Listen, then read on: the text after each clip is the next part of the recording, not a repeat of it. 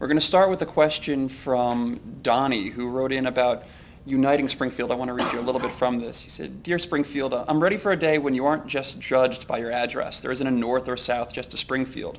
That people don't fear to travel to certain parts of town because of the fear of seeing poverty firsthand, or the fear that crime is just that much worse. It isn't. Some of our poorest areas are our richest in culture and history. We're all Springfield.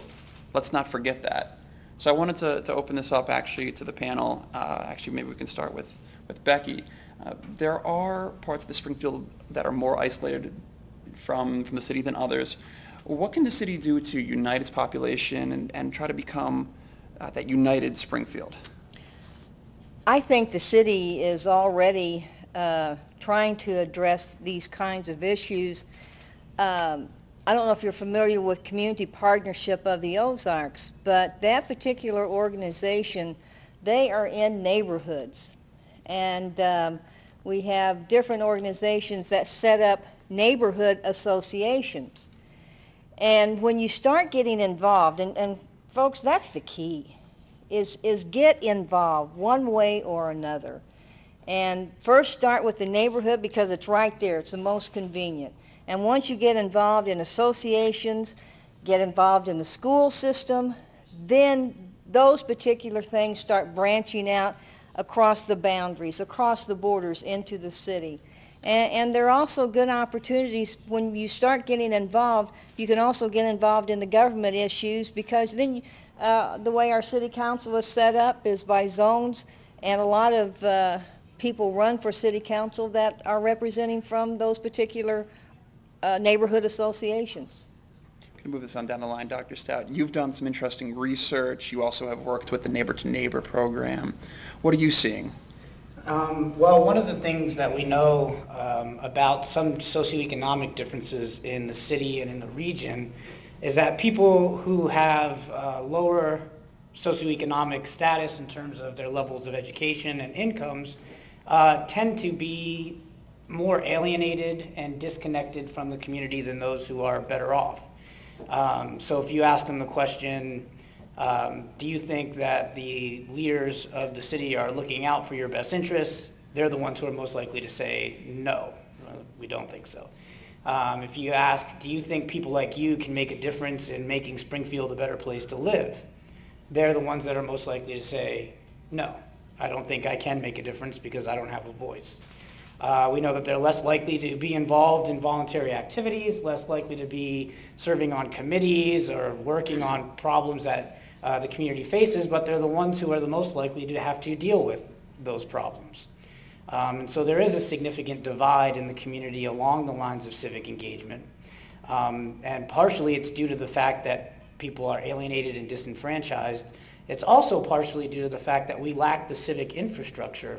In other words, the opportunities for people in some of the more disadvantaged parts of the community to get involved and to have their voices heard. So I'm the co-chair of the Neighbor for Neighbor program, which was a pilot program that we did in 2 neighborhoods in North Springfield in an effort to bring diverse groups of people together in the Weller and Robertson neighborhoods to get them to kind of talk about economic hardship as an issue in their neighborhoods and to come up with a plan for what they'd like to do about it.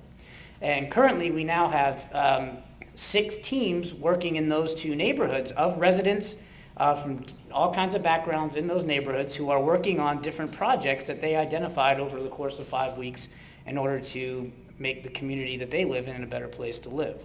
So I would say that we need a combination of building trust and empowerment, and we need to provide people with opportunity in order to make a difference in their neighborhoods. Thanks. Before we get to Anne Marie and the economic picture, I actually wanted to jump over to Fred for just a second.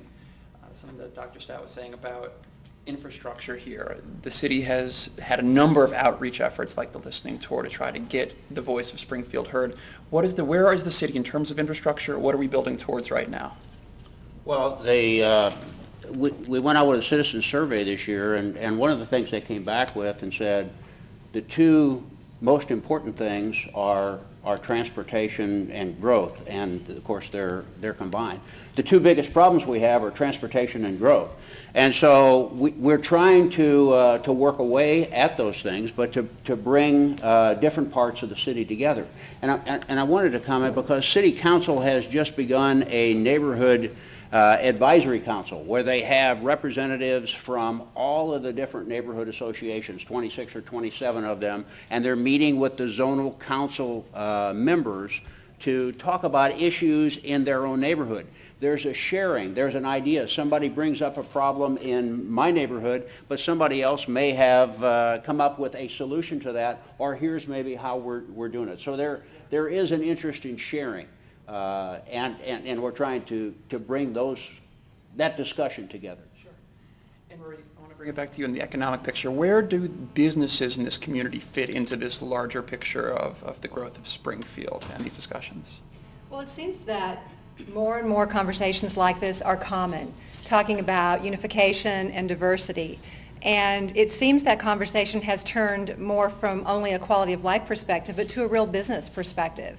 And the Springfield Area Chamber the last couple of years has been very focused on diversity and embracing that opportunity for us. And not just for the socioeconomic elements, but from a real hard-hitting business standpoint, because we have found that in some cases, we have not been as successful as we would have liked in attracting new companies to this area because of our lack of diversity. So I think it all ties in together, diversity of all types, socioeconomic, racial, ethnic, all those differences really make us stronger. And a point that may not be too economically development related, but I would say, as Becky said, show up, get involved. I totally agree with that. But I think downtown is another way for us all to come together.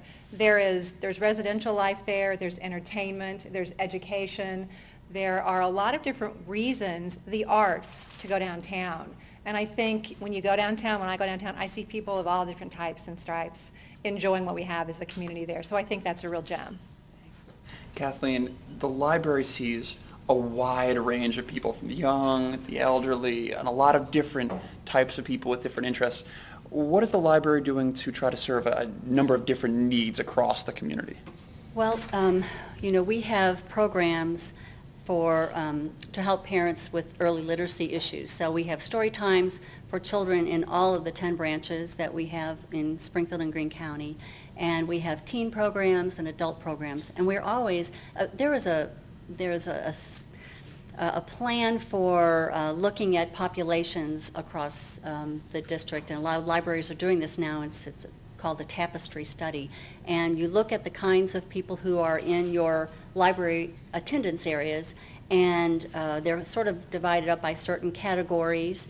And so the library branch managers are looking at that information about these different, about the populations that live in their attendance areas or their library areas, and they are trying to see how they can plan programs and services that meet the needs and interests of the people in those areas. So that's a program that we're getting underway now.